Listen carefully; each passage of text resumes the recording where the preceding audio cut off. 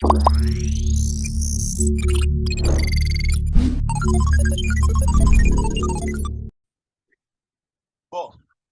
bem-vindos de volta ao nosso no último encontro do módulo de gerenciamento de projetos da pós-graduação do Senai FATESG. Estamos aqui falando agora, né? Eu me chamo professor Dr. Luiz Mário Lustosa Pascoal e vamos estar falando do nosso último componente, que é o perfil que o gerente de projetos tem que ter para fim de atender tudo aquilo que nós conversamos nos nossos encontros passados. Então, basicamente, quais são as características que o gerente de projeto tem que ter que é tranquilo, que deve ser base para o seu trabalho?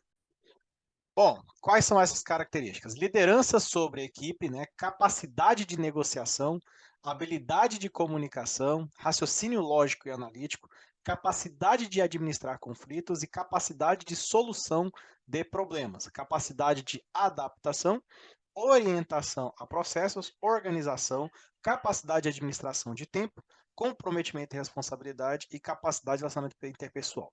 Eu acho que está claro o motivo do nosso gerente de projeto ter que ter essas habilidades, porque, primeiramente, liderança de equipe, ele é o ponto focal que toda equipe vai enxergar, tanto o cliente externo, né, quanto a sua própria equipe em si. Então, a parte de liderança é extremamente importante do nosso gerente de projeto ter a capacidade de negociação, de conseguir alimentar prazos, alinhar expectativas, tudo isso é importante. Obviamente, para você negociar, você tem que comunicar bem para você conseguir transmitir a sua mensagem ao seu cliente. Então, raciocínio lógico, analítico também é extremamente importante, capacidade de administração de conflitos, é óbvio, porque em qualquer tipo de projeto que envolva seres humanos, há tendência de acontecer conflitos, né? A capacidade de conseguir superar problemas e a capacidade de se adaptar a esses problemas, né? Orientando processos, né? Organização e tudo mais. Então, outras questões que a gente também pode levantar que quais são as dicas para um GP. Então, não importa se você está, né, isso aí foi um texto bastante interessante, que não importa se você está na sua carreira, às vezes precisa dar um passo para trás e se perguntar se realmente está fazendo o melhor que pôde. Até mesmo um gerente de projeto mais experiente poderia fazer uma atualização de tempos em tempos. Então, dê uma olhada na lista, né, que a gente levantou aqui, de 7 dicas e veja se você pode fazer algumas pequenas mudanças em ser você mesmo. Então, seja o porquê da sala. É uma coisa, uma dica bacana. O que significa isso? Na condição de gerente de projeto, você sem dúvida vai ser bombardeado por pedidos. Todo mundo olha para você, porque você é o ponto focal da operação, certo? Então, eles vão fazer o bombardeio por pedidos, ações, relatórios, seja aquela que pergunta o porquê e para quê, para poder evitar trabalhos menores, né? Retrabalhos em si. Então, ao procurar razões por trás dos pedidos de outras pessoas, você pode entender melhor o que eles realmente precisam ou querem e pode ser capaz de sugerir uma maneira melhor de fazê-lo.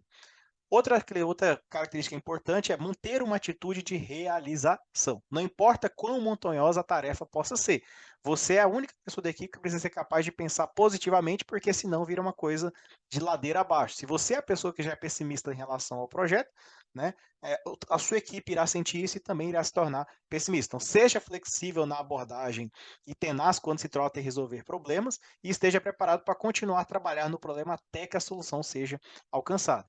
Seja tão exigente e pedante quanto você quiser. Se você não examinar o seu projeto até o último detalhe, então quem vai? Você que está gerenciando ele.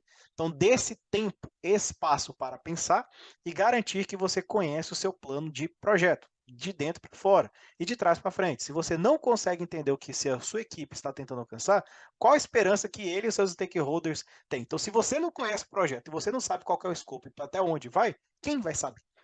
Certo? Então, qual que é a segurança que você passa para a sua equipe se você não sabe aonde que você quer chegar com aquele projeto? Então, é importante que você examine o seu projeto até o último detalhe para saber até onde ele deve ser estendido. 4. Soletre. O que é soletrar? Ter uma comunicação clara. Fale o que pensa, com tato, é claro. Você não vai, né, você não vai também usar palavras pesadas, mas fale o que você está achando do projeto, nunca fique com rodeio, seja direto ao ponto. Uma das habilidades que todo ser humano teve que desenvolver, principalmente após a pandemia, foi a comunicação assíncrona, você ser capaz de ser comunicativo com poucas palavras, certo? Então, você precisa criar um ambiente onde todos, especialmente você, sejam capazes de dizer exatamente o que querem, sendo claro, decisivo, confiante quando se trata de comunicação com sua equipe. Caso contrário, os mal-entendidos podem acontecer e tudo isso pode virar um verdadeiro aí baralho de cartas, né? Um castelo de cartas que desmancha, levando ao fracasso do projeto. Mantenha o respeito em todas as direções, não é porque você é o gerente que você é totalmente superior a outra pessoa, certo? Então você sim você tem o papel de liderá-lo, mas cada pessoa é importante que você consiga cativar o respeito para também exigir o respeito dos seus colaboradores. Então pode ser muito fácil reduzir certos membros da equipe com apenas o apoio administrativo ou com algum rótulo depreciativo em mente. Da mesma forma, pode ser tentador pensar que por seus superiores estão ocupados supervisionando vários projetos, eles obviamente não sabem nada sobre o seu. Então, é um território perigoso em ambos sentidos, pensando que você é o manda-chuva do negócio, né? Então, não importa o quão pouco você acha o outro sabe o que você está fazendo, mantenha um ar de respeito e não pré-julgue as ações e a atitude dos outros ali. 6. Não faça suposições. Assuma que tudo em um ambiente de projeto pode com certeza te colocar em dificuldades. A menos que você tenha visto, tocado e confirmado, carimbado pessoalmente, não acredite em algo que seja, não acredite que algo seja verdadeiro. É sempre importante você ter comprovações de que algo andou, de que algo aconteceu. Eu mesmo já passei por diversas situações em projetos em que alguns colaboradores já falavam para mim, olha, tá entregue tal módulo, mas e aí quando de repente chegava no meu cliente e falava, ó, o módulo tá lá entregue, e chegava lá o cara, não, não tá. Eu falava, não, minha equipe falou que tá e não está. O que que eu pensei? O que que aconteceu ali? Uma falta de comunicação. Aí o que que você pensa? Os meus colaboradores mentiram para mim. Né? Eles falaram que o produto está entregue e não está, e me fizeram chegar aqui com cara de tacho na frente do cliente, e quem agora está passando vergonha sou eu. Isso me fez levantar um poço de raiva uma vez, e aí eu cheguei na equipe já extremamente nervoso, falando assim, olha, como é que vocês falam para mim que o negócio está entregue, eu chego lá para poder apresentar e só falar para o cara que ele já pode testar, que ele já pode usar a solução, e quando eu chego lá não está no ambiente dele. E aí que é onde eu percebi que houve um ato falho de comunicação. Qual que é um ato falho? Na visão dos meus colaboradores, né, no caso desenvolvedores de software, para eles entregue era só comitado na branch. Mas o desenvolvedor esqueceu que também, quando você comita na branch, tem que rodar toda a esteira para que seja disponibilizado no ambiente de homologação do usuário, para que o usuário possa homologar a solução. Então, quando eu falava para eles, perguntava para eles, está pronto, está entregue? Eu estava pensando, na minha cabeça eu estava falando para eles o quê? Está pronto no ambiente de homologação. E na cabeça deles, o pronto está comitado no Git. E aí houve uma falha de comunicação que gerou todo um desgaste dentro do projeto. Obviamente, isso depois que foi identificada essa falha, né, essa falha nessa comunicação, eu corrigi isso perante a equipe inteira, chamei todo mundo e falei assim, pessoal, seguinte, daqui para frente, entregue significa pronto para o usuário testar em homologação. O que é pronto para o usuário testar em homologação? Nós aqui garantimos o commit, o analista de requisito foi lá no desenvolvimento, testou a solução do desenvolvedor, certo? Uma vez que ele garantiu que o desenvolvedor desenvolveu certinho, ele vai lá e só gera uma solicitação para deploy em homologação. Depois, esse mesmo analista que testou em desenvolvimento vai testar novamente em homologação.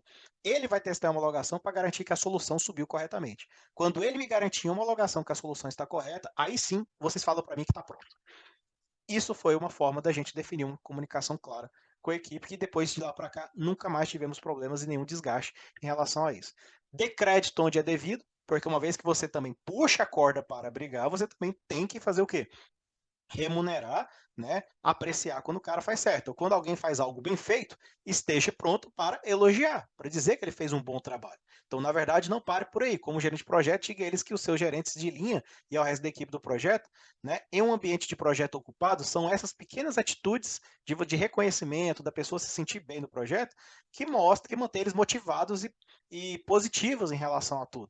O que acabará a alcançar o sucesso no projeto, porque é aquele que você injeta aquele gás de animação no seu colaborador, de modo, né, a ele trabalhar melhor, né? Então, uma outra maneira de motivar a equipe inclui enviá-los para cursos de gerenciamentos gerais, né? Ou enviar para cursos específicos do interesse dele. Então, eu já tive situações em, por exemplo, os meus colaboradores ficaram empolgados porque eu consegui um curso específico, vamos supor, os analistas, para fazer modelagem de banco de dados, que era uma deficiência que eles tinham e eram sempre cobrados por isso. E eu falei, não, peraí, eu estou vendo que é uma deficiência, então a empresa vai fornecer para vocês um curso com certificação para que vocês possam adquirir essa habilidade.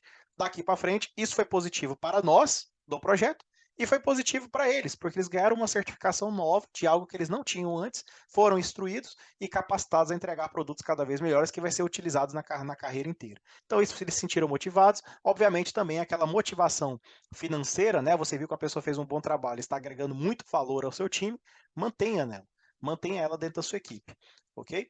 Então, pensando nisso, eu também levantei alguns hábitos ruins de GPs, né? Que basicamente se resumem a 5 que eu consegui identificar, que é quando o GP, o que que torna os GPs de fato irritantes? Quando eles assumem que podem fazer o trabalho da equipe. É aquele negócio de, fulano, quanto tempo você acha que leva essa tarefa? Ah, eu acho que leva 2 dias. Não, cara, eu fazia isso aí em 2. Eu acho que leva, desculpa. Ah, eu acho que leva 10 horas para ser feito. Não, cara, eu faço isso aí em 2 horas.